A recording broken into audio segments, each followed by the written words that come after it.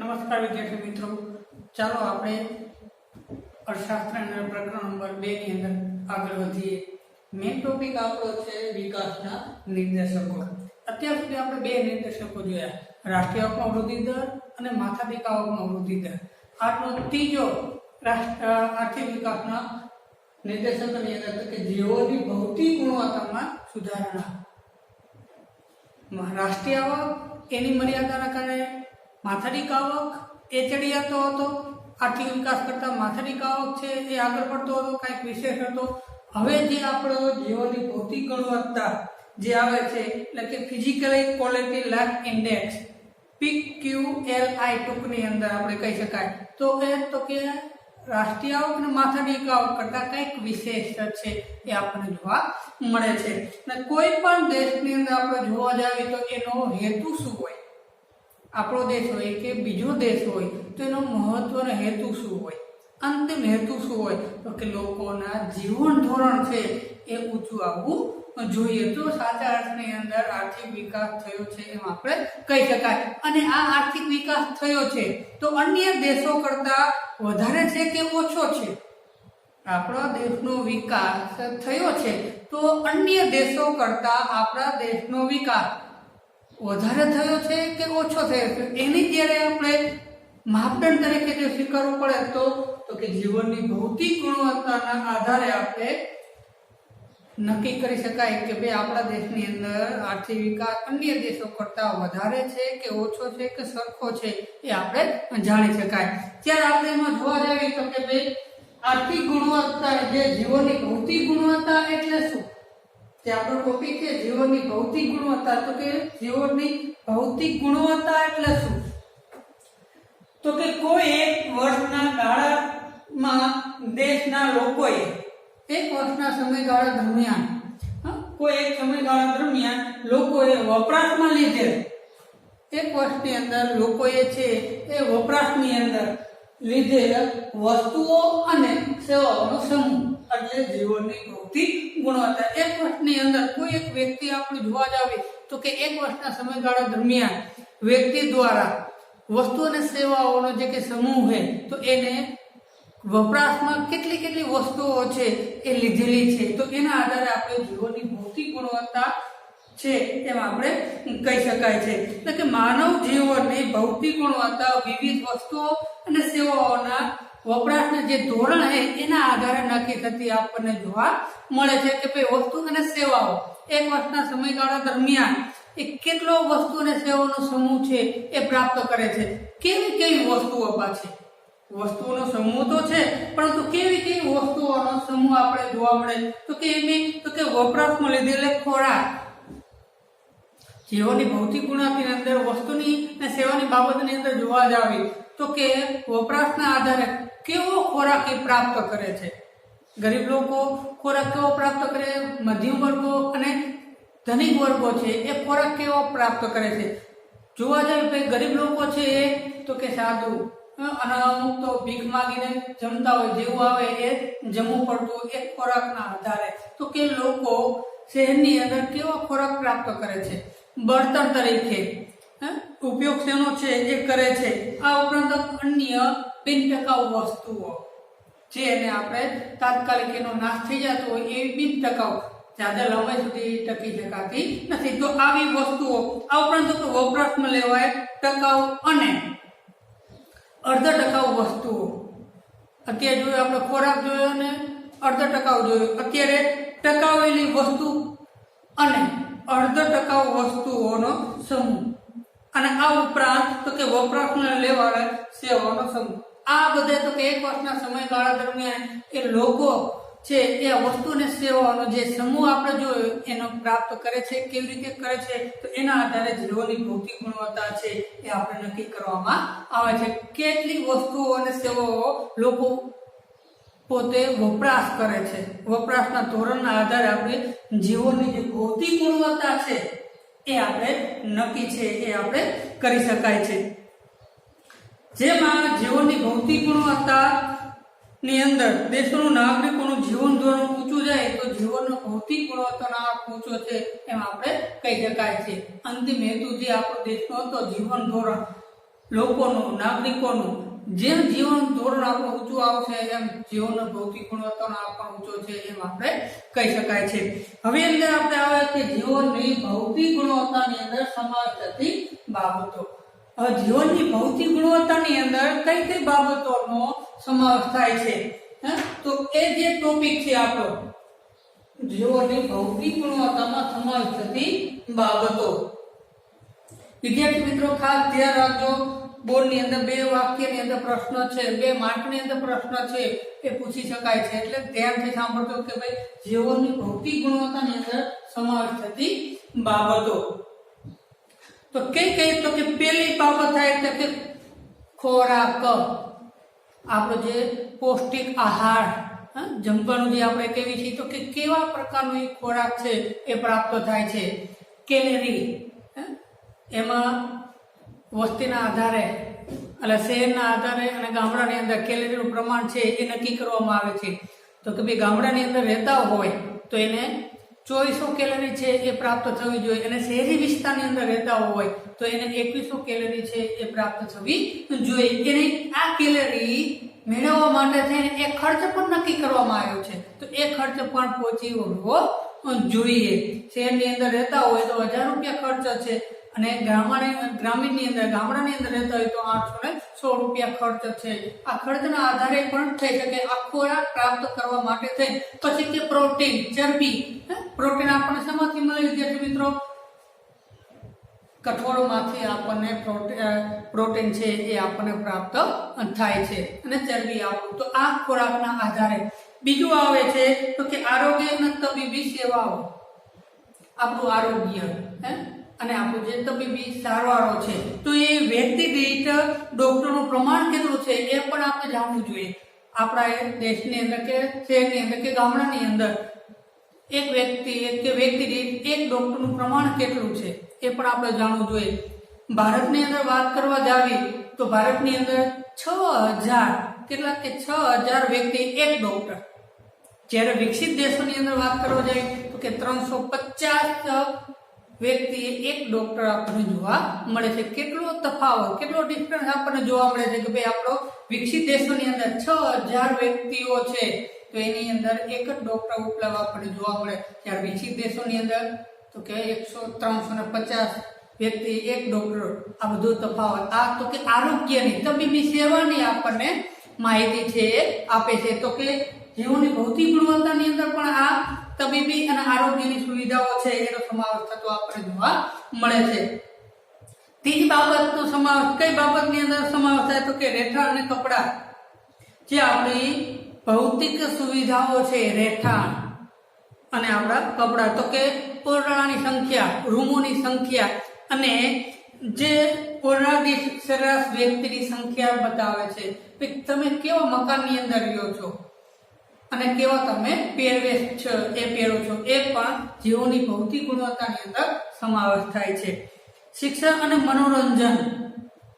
શિક્ષણનું પ્રમાણ, સાક્ષરતાનો દર આપણો કેટલો છે એ પણ આપણે જોવો જોઈએ. હારોહાર મનોરંજન કેટલા ટકા પ્રાથમિક માધ્યમિક શિક્ષણ મેળવે છે, કેટલા વિદ્યાર્થીઓ છે કે જે આપણું શિક્ષણ પ્રાથમિક માધ્યમિક ઉચ્ચ માધ્યમિક આપણે 12મા પાઠની અંદર ભણી ગયા શિક્ષણનો ટોપિક કે ભાઈ પ્રાથમિક શિક્ષણની અંદર જેટલા વિદ્યાર્થીઓ શિક્ષણ મેળવે છે એટલા તો કે માધ્યમિકની અંદર નથી મેળવતા, અને માધ્યમિકની અંદર જેટલા મેળવે એટલા ઉચ્ચ માધ્યમિકની અંદર શિક્ષણ પ્રાપ્ત કરતા આપણને જોવા મળતા નથી. 1 થી 8 ભણી લે એમાંથી કેટલાય વિદ્યાર્થીઓ નીકળી જાય, અભ્યાસ છોડી અને કામ ધંધે લાગી જાય. કોક એવો હોય તો 9-10 કરે, 10 ફેલ થાય કે પાસ થાય, પાછા કામ ધંધે લાગી જાય, 11-12 કરે, પછી એમાંથી વ્યવસાયની અંદર જોડાઈ જાય. એમને આગળ જતા તો એનું રૂપાંતર થઈ જશે, ડાયવર્ઝન થઈ જશે, અને વિદ્યાર્થીઓનું ઉચ્ચ શિક્ષણ પ્રાપ્ત કરવાની સંખ્યા કઈ તો કે ઓછી છે એ થતી આપણને જોવા મળે છે.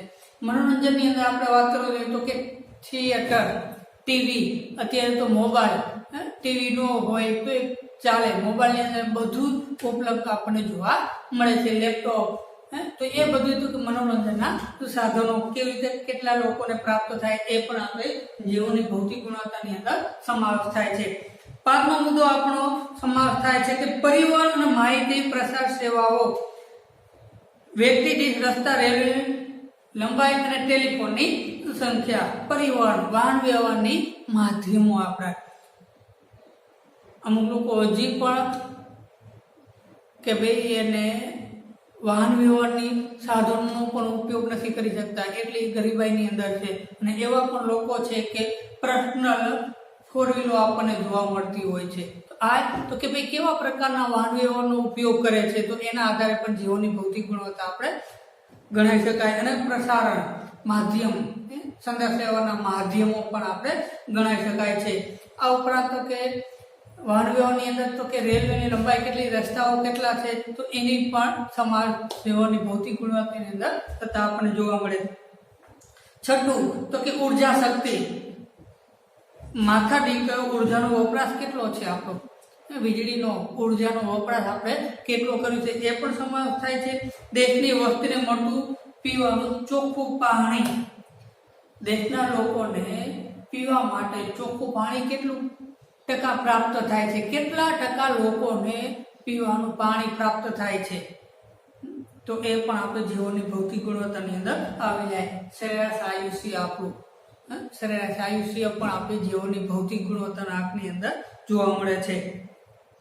કે બાળક જન્મે ત્યારે આપણું અપેક્ષિત આયુષ્ય કેટલું છે, એ પછી બાળ મૃત્યુદરનું પ્રમાણ, બાળ મૃત્યુદરનું પ્રમાણ અત્યારે જોવા જાય તો ઓછું આપણે જોવા મળે છે. એના કારણે તો કે તબીબી સારવારના કારણે બાળ મૃત્યુદર નીચું આપણને જોવા મળે છે. અને જીવોની ભૌતિક ગુણવત્તાની અંદર સમાવેશ થતી બાબતની અંદર છેલ્લી સમાવેશ બાબતની અંદર 10મી તો કે ડ્રેનેજની સુવિધા, ગટરની સુવિધાઓ. શહેરી વિસ્તારની અંદર ગટરની સુવિધાઓ તો પ્રાપ્ત થાય છે, પણ ગામડાની અંદર તો કે એમાં પણ ભૂગર્ભ ગટરો છે એ નાખવાની શરૂઆત છે એ જોવા આપણને મળે છે. આ 10 બાબતો તો કે જીવોની ભૌતિક ગુણવત્તાની અંદર સમાવેશ થતી બાબતો. કેટલા તો 2 માર્કની અંદર પૂછાય છે અને 10 ટોપિકની અંદર સમાવેશ થતી બાબતોની અંદર આપણે જોઈ શકાય. અને આજે જે 10 બાબતો આપણે જોઈ એ જીવોની ભૌતિક ગુણવત્તામાં સુધારો છે એ બતાવે છે. અત્યારે 10 જે છે એની અંદર જો ઊંચું હશે, 10 બાબતો ઊંચા પ્રમાણની અંદર સારા વિકાસની અંદર થતો હશે તો જીવોની ભૌતિક ગુણવત્તાનો આંક પણ ઊંચો છે એમ આપણે કહી શકાય. જો સુધારો ન થયો હોય તો જો આ 3 બાબતની અંદર કે 10 બાબતની અંદર કયા બાબતની અંદર હજી આપણે ઓછું જોવા મળે છે તો એનો આપણે તુલનાત્મક અભ્યાસ કરી શકાય. અને કયા ક્ષેત્રની અંદર વધારે પડતી હજી મહેનત કરી, સુધારો કરી અને એ ફિલ્ડની અંદર આગળ વધી શકાય તો એનું પણ આપણે માપ છે એ જાણી શકાય છે. યોજાઈ અને દેશનો વિકાસ કરવા માટે પણ મહત્વનું છે એ બનાવી શકાય છે. અને આજે કે જીવોની ભૌતિક ગુણવત્તા છે આપણી, તો એનો આંક તો કે 100 ની અંદર આપણે આપવામાં આવે છે. 0 થી 100 ની વચ્ચે આપણો આંક છે એ માપવામાં આવે છે. ત્યાર પછી આવે છે કે જીવોની ભૌતિક ગુણવત્તાનો આંક. જીવોની ભૌતિક ગુણવત્તાનો આંક કોને રજૂઆત કરી તો કે ડેવિસ નામના જે કે અર્થશાસ્ત્રી છે, મોરિસ ડેવિસ મોરિસ છે, મોરિસ ડેવિસ મોરિસ નામના જે કે આપણો અર્થશાસ્ત્રી છે તો એના દ્વારા છે એ રજૂઆત કરવામાં આવે છે. મોરિસ ડેવિસ નામના અર્થશાસ્ત્રી રાષ્ટ્રીય આવક અને માથાદીઠ આવકનો જે કે આપણો આર્થિક વિકાસનો નિર્દેશક જોયો એની અંદર તો કે વધારે પડતી મર્યાદા આપણને જોવા મળે છે. અને એક મર્યાદા હોય છે એની સાથે તો કે દેશની વધતી આવક અમુક લોકોના હાથની અંદર કેન્દ્રિત થાય તો સાચા અર્થની અંદર છે આર્થિક વિકાસ થયો છે એમ કહી શકાય નહીં. રાષ્ટ્રીય આવક, માથાદીઠ આવક, એમાંથી રાષ્ટ્રીય આવકની અસમાન વહેંચણી થયેલી હોય તો કે અમુક જે મુઠ્ઠીભરના લોકો છે એમાં રાષ્ટ્રીય આવકના મોટી આવક છે એ મુઠ્ઠીભરના લોકો પાસે જાય એટલે આવકને કેવી થઈ જાય તો કે કેન્દ્રની અંદર થઈ જાય, કેન્દ્રિત થઈ જાય. તો એના દ્વારા સાચા અર્થની અંદર આર્થિક વિકાસ થયો છે એમ આપણે કહી શકાય નહીં. તો સાચો આર્થિક વિકાસ થયો છે એમ ક્યારે થઈ શકાય તો કે આર્થિક વિકાસ થયો છે ત્યારે કહી શકાય કે જ્યારે ગરીબોના જીવન ધોરણની અંદર ઊંચું આવે, લોકોનું જે પ્રાથમિક જરૂરિયાતો છે એ પ્રાથમિક જરૂરિયાતો સંતોષી શકે ત્યારે કહી શકાય કે ભાઈ દેશનો વિકાસ ખરેખર થયેલો જોવા મળે. ત્યારે આ બધી બાબતોને ધ્યાનમાં રાખીને ડેવિસ મોરિસ ડેવિસ નામના જે કે મોરિસ નામના જે શાસ્ત્રી છે તો એના દ્વારા આ ખ્યાલને કે જીવનની ભૌતિક ગુણવત્તા છે એનો આંક છે એ રજૂઆત કરવામાં આવે છે। અને આ જીવનની ભૌતિક ગુણવત્તાનો જે કે આંક છે એ તો કે આપણે એ ગુણવત્તાની કક્ષાના આધારે દેશની કક્ષા પણ આપણે જાણી શકાય છે। આ ઉપરાંત કે દેશની અંદર આપણી આર્થિક વિકાસની કક્ષા સપાટી અને આર્થિક વિકાસ કેટલો થયો છે એ પણ આપણે જાણી શકાય છે। તો આની આપણે જીવનની ભૌતિક ગુણવત્તાના 3 બાબતો અથવા તો ઘટકો છે એ આપણે જોવા મળે છે। એટલે કે જીવનની ભૌતિક ગુણવત્તાના 3 બાબતો અથવા તો ઘટકો આ પ્રશ્ન પણ પૂછી શકાય છે। 3 ઘટકો આપણને જોવા મળે, 3 બાબતો આપણને જોવા મળે છે: શિક્ષણ પ્રમાણ, અપેક્ષિત આયુષ્ય અને મૃત્યુ દર। ખાસ આ મહત્વનું છે, જીવનની ભૌતિક ગુણવત્તાની અંદર સુધારો થયો છે, કેટલી કક્ષાએ થયો છે, અન્ય દેશ કરતા આપણો દેશની અંદર જીવનની ભૌતિક ગુણવત્તા વધારે છે ઓછી છે, એને કહેતા જે બાબતો છે એ 3 બાબતોના આધારે આપણે ગણાવી શકાય। એમાંથી પહેલું તો કે શિક્ષણ પ્રમાણ। શિક્ષણ પ્રમાણ શું બતાવે તો કે આપણા દેશની અંદર સાક્ષરતાનો દર, આપણા દેશની અંદર કેટલા ટકા લોકોએ શિક્ષણનું પ્રમાણ છે એ પ્રાપ્ત કરેલું છે, તે આપણું સાક્ષરતાનો દર, શિક્ષણનું પ્રમાણ છે એ બતાવતું આપણને જોવા મળે છે। પછી આવે છે અપેક્ષિત આયુષ્ય। બાળકો જ્યારે જન્મે ત્યારે કેટલા વર્ષનું આયુષ્ય ભોગવશે, એને આપણે શું કહેવાય? અપેક્ષિત આયુષ્ય।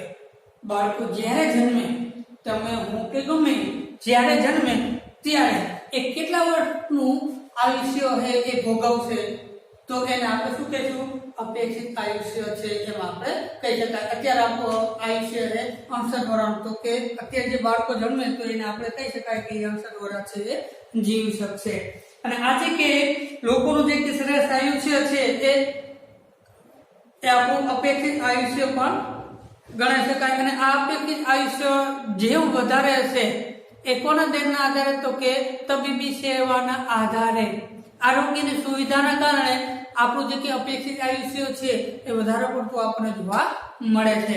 1991 ની અંદર આપણે જોવા જાય, 51 ની અંદર આઝાદી મળ્યા પછીના સમયગાળા દરમિયાન આપણું આયુષ્ય 32 વર્ષનું હતું।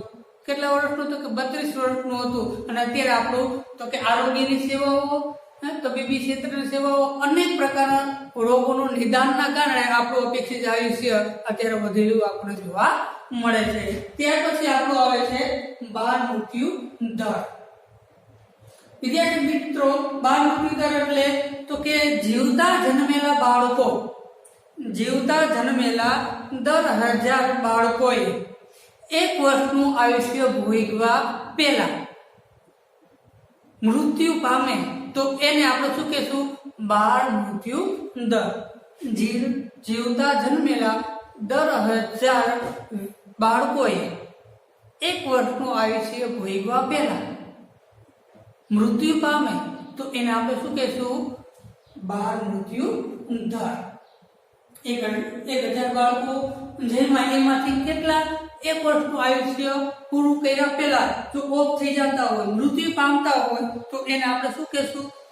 તો એને બાળ મૃત્યુ દર કહેવામાં આવે છે। અને જે આ બાળ મૃત્યુ દરનું પ્રમાણ ઓછું, ઘટાડો છે, તો એનો મતલબ શું થાય કે આપણા દેશની અંદર આરોગ્યની સુવિધાની અંદર વધારો થયેલો છે એમ આપણે કહી શકાય છે। હવે આ જે કે જીવનની ભૌતિક ગુણવત્તાની આંકની અંદર 3 બાબતો છે, તો આ 3 બાબતો કેમ? જીવનની ભૌતિક ગુણવત્તાની અંદર આ 3 બાબતો કેમ? 3 બાબતો એટલે આ જે 3 બાબતો, આ 3 બાબતો કેમ? આ 3 બાબતના આધારે કેમ એનું જીવનની ભૌતિક ગુણવત્તા થઈ છે કે નથી થઈ એને માપી શકાય? તો એના માટે તો કે આ 3 જે બાબતો એ કેવા છે? 1, 2, 3 એટલે કે શિક્ષણ પ્રમાણ, અપેક્ષિત આયુષ્ય અને બાળ મૃત્યુ દર। આ જે કે માહિતી છે એ કેવી? તો કે વિશ્વાસપાત્ર આંકડાઓ દેશની અંદર મેળવી શકાય છે। શિક્ષણ એટલે કે સાક્ષરતા પ્રમાણ કેટલું છે એ પણ આપણે જાણી શકાય છે। અપેક્ષિત આયુષ્ય કેટલું છે એ પણ જાણી શકાય છે અને બાળ મૃત્યુ દર કેટલું છે એ પણ આપણે આંકડાકીય માહિતીની અંદર વિશ્વસનીય પ્રાપ્ત છે એ આપણને આંકડાકીય માહિતી પ્રાપ્ત થાય છે. એટલા માટે જીવોની ભૌતિક ગુણવત્તાની આ ત્રણ બાબતની અંદર સમાવેશ કરવામાં આવે છે અને આ ત્રણેય નિર્દેશકો પ્રયત્નો નહીં પરંતુ કેવું છે તો કે પરિણામ છે એ દર્શાવે છે. પ્રયત્ન કરવામાં આવતો નથી, આ ત્રણ બાબતો મેળવવા માટે છે એનું પરિણામ આપણને દર્શાવે છે. તો ભાઈ આજે દેશની અંદર શિક્ષણ પ્રમાણ કેટલું છે, અપેક્ષિત આયુષ્ય, બાળ મૃત્યુ દર કેટલું હોય એ આપણને પરિણામ દ્વારા છે એ આપણને પ્રાપ્ત થાય છે. આ ત્રણેય બાબતો વસ્તુલક્ષી હોવાથી કામગીરીની તુલના માટે વ્યાજબી ધોરણો પણ પૂરા પાડે છે. ત્રણેય બાબતો કેવી છે તો કે વસ્તુલક્ષી હોવાથી કામની જે તુલના આપણે થાય છે તો એ વ્યાજબી ધોરણો પણ આપણને પ્રાપ્ત થાય. એટલા માટે જ આ ત્રણ બાબતો છે એ જીવનની ભૌતિક ગુણવત્તા આંક છે એ આપણને દર્શાવે છે એમ આપણે કહી શકાય. હવે આ જે કે શિક્ષણ જે પ્રમાણ છે, આ શિક્ષણ પ્રમાણ તો કે સામાજિક જે પરિસ્થિતિ છે એ સામાજિક પરિસ્થિતિનો મહત્વનો માપદંડ ગણાવી શકાય. આ જે કે શિક્ષણ પ્રમાણ છે એ આપણું શું ગણાવી શકાય તો કે સામાજિક જે પરિસ્થિતિની અંદર મહત્વનો માપદંડ અને શિક્ષણનો વધારો વ્યક્તિના કલ્યાણની અંદર વધારો કરે છે એમ આપણે કહી શકાય. આજે કે શિક્ષણ વધતે લોકોના શિક્ષણ પ્રમાણની અંદર જેમ જેમ વધારો થતો જશે એમ તો કે લોકોના કલ્યાણની અંદર પણ વધારો છે. લોકોના જે સુખાકારી છે, લોકોની જે સુખાકારીની અંદર વધારો છે એ જોવા મળશે અને વ્યક્તિ શું બનશે તો કે કુશળ બનશે. આજે બે વ્યક્તિ તમે લઈ લો વિદ્યાર્થી મિત્રો, એક અભણ એક શિક્ષણ લીધેલો, તો કુશળતા કાર્યશક્તિ કોનામાં વધારે હશે? કેચઅપ શક્તિ કોનામાં છે તો કે જે શિક્ષણ પ્રાપ્ત કર્યું હશે એ વ્યક્તિમાં કુશળ છે, અનુભવી થશે. ઓલો જે શિક્ષણ નથી લીધેલું એ અનુભવ થશે નહીં. એટલે કુશળતા પણ પ્રાપ્ત કરશે અને દેશના વિકાસ માટે આવશ્યક બાબતો પણ ગણાય છે. શિક્ષણ તો કે આર્થિક વિકાસની અંદર પણ મહત્વનો ફાળો પણ આપતી આપણને જોવા મળે છે. પછી આપણે જોવા જાવે તો કે અપેક્ષિત આયુષ્ય આપણું. હવે અપેક્ષિત આયુષ્ય પણ શું બતાવે છે તો કે આપણે સુખાકારીનું બિંદુ. શા માટે તો કે અપેક્ષિત આયુષ્યનો વધારો પોષણ શ્રમ આહાર આપણને પ્રાપ્ત થતો હોય, આપણો ખોરાક કેવી રીતે લેવો એ પણ અહીંયા અપેક્ષિત આયુષ્યની અંદર સમાવેશ થતો આપણને જોવા મળે છે. આ ઉપરાંત તો કે તબીબી સારવાર અને પર્યાવરણ પણ લગતું આપણને જોવા મળે છે. ત્યારે આપણું અપેક્ષિત આયુષ્યની અંદર સુધારો વધારો થયેલો આપણને જોવા મળે છે. અને કેવું હોય તો કે ભાઈ આપણું જે કે તબીબી સારવાર છે તો એની અંદર સુધારો થયેલો જોવા મળે ત્યારે આપણું અપેક્ષિત આયુષ્ય ઊંચું હોય એમ આપણે જોવા મળે. પછી આવે છે બાળ મૃત્યુ દરની અંદર, તો આ પણ સામાજિક પરિસ્થિતિ અને સુખાકારીનું પ્રતિબિંબ આપણને છે એ બતાવતું આપણને જોવા મળે. આના બાળ મૃત્યુ દરના આધારે પણ આપણનું સુખાકારી આપણને પ્રાપ્ત થાય છે. બાળ મૃત્યુ દર, પીવાનું સ્વચ્છ પાણી, ઘરનું પર્યાવરણ, મહિલાઓની સ્થિતિ, માતૃત્વ કામગીરીની સંવેદનશીલતા વગેરે બાબતોનું અહીંયા પ્રતિબિંબ આપણને જોવા મળે છે. કે ભાઈ બાળ મૃત્યુ દરની અંદર તો કે ભાઈ પીવાનું પાણી, શુદ્ધ પાણી આપણને પ્રાપ્ત થાય છે. આ ઉપરાંત ઘરનું પર્યાવરણ કેવું છે, મૃત્યુ દર થવા માટે ભાઈ ઘરનું, ગામડાની અંદર ખાસ કરીને આપણે જોવા જઈએ તો એનું ઘરનું વાતાવરણ તો કે ભાઈ તબીબી ક્ષેત્રની જગ્યાએ શું કરશે તો કે ભાઈ માતાજીના પિતાજીના દોડાઓ છે એ લગાવશે. ભલે કોઈનું અપમાન નથી કરતા પણ એની જગ્યાએ ડોક્ટર પાસે જાય એને સાચું નિદાન કરાવવું જોઈએ. જે સાચું નિદાન ન થતું એટલે બાળ મૃત્યુ દર વધી જાય. પરંતુ અત્યારે તો કે ભાઈ ભણેલા ગણેલા એટલે કે શિક્ષણ પ્રમાણ ઊંચું હોવાના કારણે આવા દોડા ધાગાનું પ્રમાણ છે, અંધશ્રદ્ધાઓ છે એનું પ્રમાણ ઘટતું જાય છે. અને આપણું જે કે દવાખાનું છે, આરોગ્યની સુવિધાઓ તો એનો લાભ છે કે એની સેવાઓ વહેલી લેતા આપણને જોવા મળે છે. મહિલાઓ છે આ બધું આપણને પ્રતિબિંબ પાડે છે. ક્યાં તો કે આ જીવનની ગુણવત્તાની બાબતની અંદર આપણને જોવા મળે છે. હવે જીવનની ભૌતિક ગુણવત્તાની રચના, જીવનની ભૌતિક ગુણવત્તાના આંકની રચના છે કે આપણે આ ભૌતિક ગુણવત્તાના જે બાબતો જોઈએ, ઘટકો જોયા, તો એની અંદર એની રચના કેવી રીતે થયેલી છે તો એમાંથી પહેલી તો કે આ ત્રણે નિર્દેશકો પીપીએલઆઈ ની અંદર જીવોની ભૌતિક ગુણવત્તાની અંદર ત્રણ બાબત તો કે શિક્ષણ, અપેક્ષિત આયુષ્ય અને બાળ મૃત્યુ દર આનો તો કે 100 ની અંદર ભાર આપવામાં આવે છે. ત્રણે શું કહેવાય તો કે 100 ની અંદર ભાર છે એ આપવામાં આવે છે. દેશની તે નિર્દેશની કામગીરીના આધારે 0 થી 100 ના આંકની વચ્ચે ગણવામાં આવે છે. જીવોની ભૌતિક ગુણવત્તાના આંકના આધારે આપણે જોવા જાવે કે ભાઈ દેશનો વિકાસ થયો છે કે નથી થયો તો આ ત્રણ બાબતના આધારે એટલે કે 0 થી 100 વચ્ચે છે એ આપવામાં આવે છે કે ભાઈ જીવોની ભૌતિક ગુણવત્તાનો આંક તો કે કેટલા તો કે 0 થી 100 ની વચ્ચે છે એ આપવામાં આવે છે. આ ત્રણેય બાબતો એ દેશના મળેલો ગુણનો સરવાળો છે. આ જે કે ત્રણેય બાબતો આપણને જોવા મળે એ ત્રણેય બાબતોનું શું તો કે આ ત્રણેય બાબતોનો સરવાળો આપણને છે એ પ્રાપ્ત થયેલો આપણને જોવા મળે છે. સરવાળે 3 વડે ભાગીને સરેરાશ કાઢવામાં આવે છે. આ ત્રણ જે આપણને શિક્ષણ, અપેક્ષિત આયુષ્ય, બાળ મૃત્યુ દર એ આપણને સરવાળો પ્રાપ્ત થાય અને સરવાળાને પાછા 3 વડે ભાગવાનું સામાન્ય તો કે 3 બાબતો આપણને જોવા મળે છે કે 3 બાબતોને ભાગવામાં ભાગથી જે આપણને પ્રાપ્ત થાય એ આપણો જીવોનો ભૌતિક ગુણવત્તા અને એને 0 થી 100 વચ્ચે છે એ આપવામાં આવે છે. જીવોની ભૌતિક ગુણવત્તાના આંકની અંદર આપણે જોવા જાવીએ તો કે જીવોની ભૌતિક ગુણવત્તા પછી તો કે આ જે આ મળે છે એ આપણો જીવોની ભૌતિક ગુણવત્તા આંક તરીકે ઓળખવામાં આવે છે. આ ત્રણેય બાબતનો સરવાળો કરવાનો અને એને 3 વડે ભાગવાનો અને જે આપણને પ્રાપ્ત થશે એ આપણું શું થશે તો કે જીવોની ભૌતિક ગુણવત્તા છે એ આપણને પ્રાપ્ત થાય છે. ચાલો એની અંદર આગળ વધીએ તો કે મહત્વની બાબતો. જીવોની ભૌતિક ગુણવત્તાની અંદર મહત્વ શું રહેલું છે તો એમાં પહેલું મહત્વ છે તો કે આ ત્રણેય બાબતો છે શિક્ષણનું પ્રમાણ, અપેક્ષિત આયુષ્ય અને બાળ મૃત્યુ દરનું પ્રમાણ. આ ત્રણેય બાબતો આપણને જો કામગીરી ઉત્તમ જો 100 ની વચ્ચે હોય 0 થી 100 એમાં 100 ની વચ્ચે હોય 100 ની નજીક હોય ત્રણેય બાબતનો જે સરવાળો આપણને પ્રાપ્ત થાય છે એ તો કે 100 ની નજીક હોય તો આ ત્રણેય બાબત કેવી ગણાય તો કે ઉત્તમ કોટીની છે એમ આપણે ગણાવી શકાય છે. આ એનું મહત્વ છે. પછી તો કે આ ત્રણેય બાબતનો જે સરવાળો આપણે પ્રાપ્ત કર્યો છે એ 0 ની નજીક હોય તો એની કામગીરી કેવી તો કે નીચે છે એમ આપણે ગણાવી શકાય છે. અને આજે કે પીક્યુએલ છે જીવોની ભૌતિક ગુણવત્તાની અંદર કે 0 થી 100 વચ્ચે છે એની રચના કરવામાં આવે છે.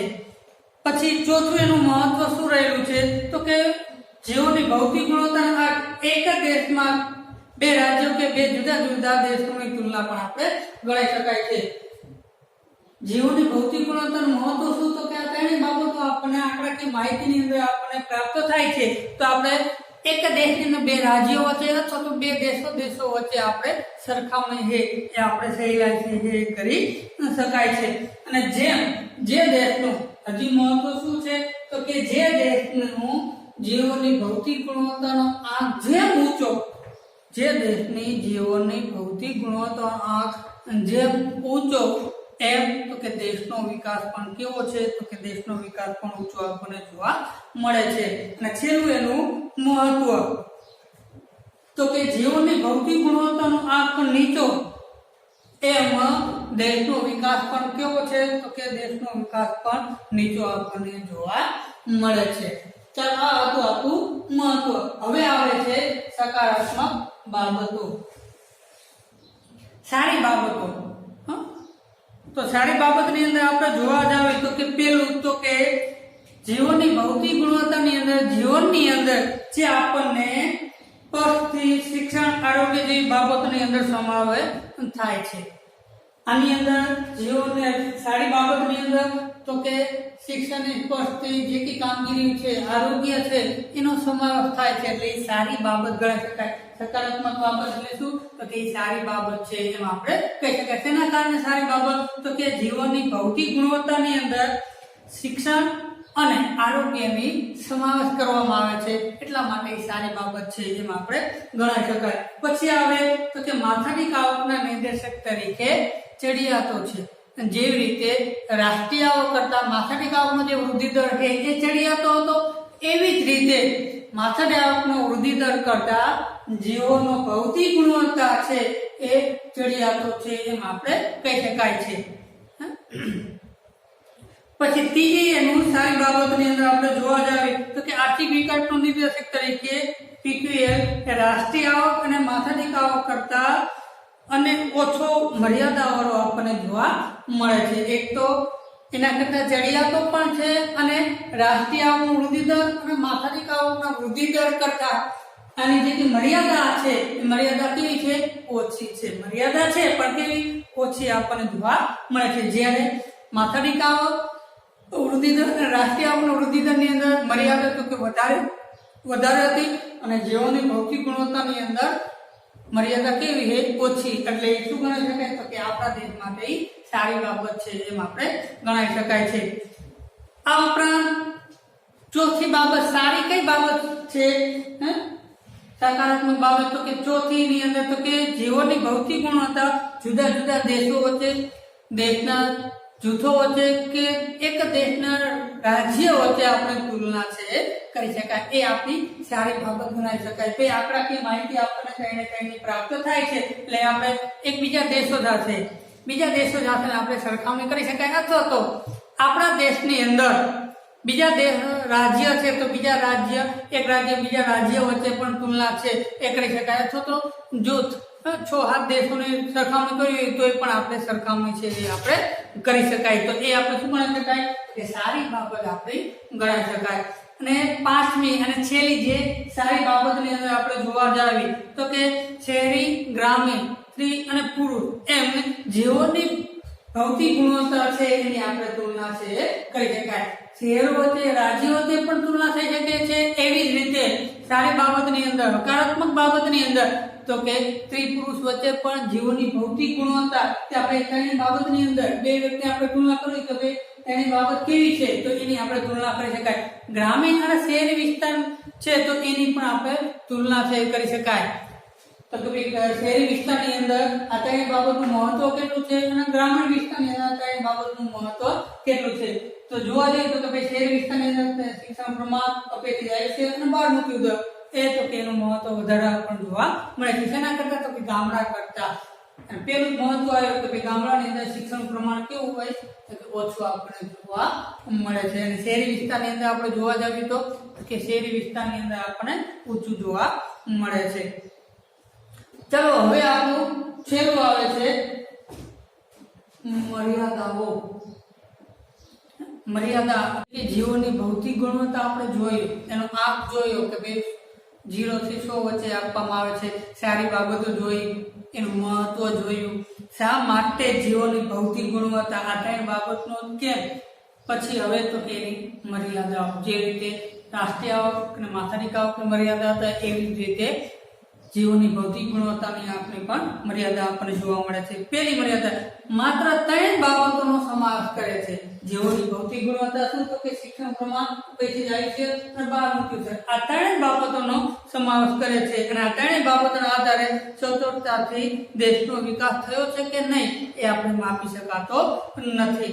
સાચો આંક મેળવવા માટે થઈને આ 3 બાબતો કરતા પણ વધારે બાબત પ્રાપ્ત હોવી જોઈએ. બીજાનો પણ સમાવેશ થવો જોઈએ તો આપણે કહી શકાય કે ભાઈ સાચા અર્થની અંદર દેશનો વિકાસ થયો છે.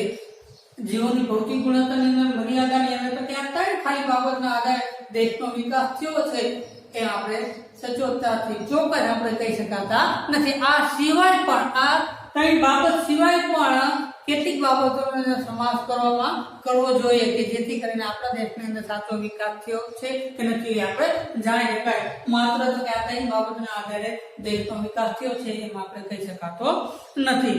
માત્ર સરેરાશ બતાવે છે. બીજી મર્યાદા શું છે? તો કે આ સરેરાશ બતાવે છે. સરવાળો કરી અને 3 વડે ભાગી નાખી એટલે સરેરાશ છે એ આપણને બતાવે છે. અને આ સરેરાશ જે આવે એ સરેરાશના આધારે કોઈ પણ જાતનું નિર્ણય લઈ શકાતો નથી. કોના માટે આ 3 બાબતો આપણે આવી એ સરેરાશ બતાવે કે ભાઈ શિક્ષણ પ્રમાણ એટલું હોય, અપેક્ષિત આયુષ્ય, બાળ મૃત્યુ દર. એ સરેરાશ આપણે તો કે ભાઈ કોકની માટે થઈ તો કે ભાઈ શિક્ષણ વધારે મહત્વ હોય, અપેક્ષા આયુષ્ય કરતા બાર મૃત્યુદર કરતા, કોકને તો ભાઈ આયુષ્ય ભોગવવામાં જ રસ હોય અને કોકને બાર મૃત્યુદર અગ્રતા આપી ન શકાય, પ્રસંગી આપણે છે એ કરી શકાતી નથી, સર્વને નિર્ણય લઈ શકાય નહીં. કોને વધારે આપવું મહત્વ આપવું, કોને પછાત પણ આપવું છે, આને મહત્વ વધારે આપવું, આને આપવું, એ આપણે નક્કી કરી શકાતો નથી. એટલા માટે થઈને આર્થિક વિકાસના માપદંડ તરીકે એ સાચું થઈ શકે નહીં. પછી ત્રીજી મર્યાદા આપણે જોવા જઈએ તો કે કોઈ પણ જીવનની ભૌતિક ગુણવત્તાનો ઊંચો હોય તો બીજા દેશના વિકાસ દેશો કરતા વધારે છે એ આપણે સામાન્યકરણ કરી શકાતો નથી. આપણા દેશની અંદર આ ત્રણેય બાબતની અંદર ઊંચો આંક આવે તો એનો મતલબ એવો નથી કે ભાઈ અન્ય દેશો કરતા આપણા દેશનો વિકાસ ઊંચો છે એમ સામાન્યકરણ આપણે કરી શકાતું નથી. આ ત્રીજી મર્યાદા. ચોથી મર્યાદા તો કે આ ત્રણ જે કઈ બાબતો છે, ધોરણો છે, બાબતો, ઘટકો છે, આ ત્રણ ઘટકો માનવ જીવન એક સરખો મહત્વ અપાય છે જે અયોગ્ય છે. આ ત્રણ મહત્વ એક સરખું બધાને આપી શકાય નહીં. કોકને ગયડા હોય તો એને મહત્વ ન હોય. કેટલાય એવા વૃદ્ધો આપણે જોવા મળે છે ને કહેતા ગામડાની અંદર કે ભાઈ ભણે કોનું સારું થાય તો એના માટે શિક્ષણ મહત્વ એક સરખું નથી. આ તો કે ત્રણે બાબતની અંદર તો એક સરખું આપે છે એ આપણે તો અયોગ્ય ગણાઈ શકાય. કોકને વધારે પડતું કે ઓછું હોય એ પણ થઈ શકે છે. એટલા માટે આ ત્રણેય બાબતો માનવ જીવનમાં એક સરખું મહત્વ છે એ ધરાવી શકતું નથી. આપણા જીવનમાં તમે કોઈ પણ વ્યક્તિને આપણે જોવા જાવે તો એની મર્યાદા એ ગણાઈ શકાય કે આ ત્રણેય બાબતો એક સરખું મહત્વ આપી શકે ને વધુ ઓછા પ્રમાણની અંદર છે એ મહત્વ રહેલું આપણને જોવા મળે છે. પછી આપણે એની ચોથી મર્યાદા, પાંચમી મર્યાદા જોવા જઈએ તો કે જીવનની ભૌતિક ગુણવત્તાની અંદર ભૌતિક ગુણવત્તાની અંદર આવકનું મહત્વ આપવામાં જ નહીં, એની ઉપેક્ષા કરવામાં એ ચાલે. આવક તો જોઈએ મહત્વનું છે.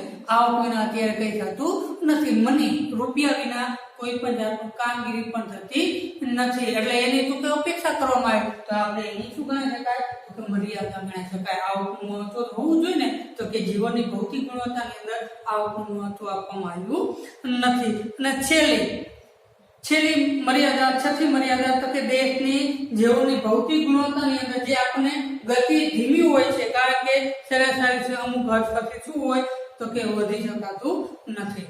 જે ધનિક દેશો છે, ધનવાન જે કે વિકસિત દેશો છે એ દેશની જીવનની ભૌતિક ગુણવત્તા છે એનું જે કે ગતિ છે એ ગતિ કેવી હોય ધીમી. શા માટે તો કે અપેક્ષિત આયુષ્ય છે આપણું, અપેક્ષિત આયુષ્ય છે અમુક હદ પછી એની મર્યાદા હોય, વધારે વધી શકતું નથી. એટલા વર્ષો બહુ થઈ ગયા પછી એટલા માટે તો કે એનો મતલબ એવો નહીં તો કે એ દેશની આર્થિક વિકાસ ઓછો હોય તો એવું એ બતાવે. એટલે એક મર્યાદા કાઢી શકાય કે ભાઈ વિકસિત દેશોની અંદર આ ત્રણેય બાબતો પ્રમાણ ધીમું હોય કે ભાઈ શિક્ષણનું પ્રમાણ પણ ઊંચું હોય, અપેક્ષા ઊંચું હોય, મૃત્યુદરનું પ્રમાણ ઓછું હોય, પણ હવે એમાં સુધારો વધારો જાજો થઈ શકે નહીં તો કે એનું પ્રમાણ ઓછું આવે તો કે દેશનો વિકાસ થયો નથી એમ ન ગણાઈ શકાય. તો એક આપણે એની મર્યાદા છે આપણે ગણાઈ શકાય. અને આજની સ્થિતિ શું છે તો આજની સ્થિતિની અંદર તો કે વિશ્વની અંદર 2003 પછી જીવનની ભૌતિક ગુણવત્તા PQLI એની અંદર કે ત્રણ બાબતને આધારે બનતા આંકને બદલે જે આ ત્રણ બાબતના આંક થાય શિક્ષણ પ્રમાણ અપેક્ષિત આયુષ્ય બાર આ ત્રણ બાબત સિવાય 2003 પછી જીવનની ભૌતિક ગુણવત્તાની અંદર જે આ ત્રણ બાબતના આધારે જે ગણતરી કરવામાં આવતા હતા 2003 પછીની અંદર આપણે જોવા જાવી તો કે એના આ ત્રણ આંકના બદલે તેમાં માનવ જીવનની પછી બીજી ત્રણ બાબતની અંદર પણ સમાવેશ કરી દેવામાં આવે છે. ત્રણ બાબતો છે આ ઉપરાંત તો કે જીવનની ભૌતિક ગુણવત્તાની અંદર બીજી ત્રણ બાબતોની અંદર સમાવેશ એ કરી અને જીવનની ભૌતિક ગુણવત્તા એટલે કે QLI P કાઢી નાખ્યો એની જગ્યાએ QLI તૈયાર કરવામાં આવે છે. ચાલો વિદ્યાર્થી મિત્રો આજે આપણે જીવનની ભૌતિક ગુણવત્તા એટલે શું, એની સારી બાબતો, સકારાત્મક બાબતો, પછી એનું મહત્વ જોયું, એની આંખની રચના જોઈ, જીવનની ભૌતિક ગુણવત્તાના ઘટકો જોયા, બાબતો જોઈ, એની મર્યાદા જોઈ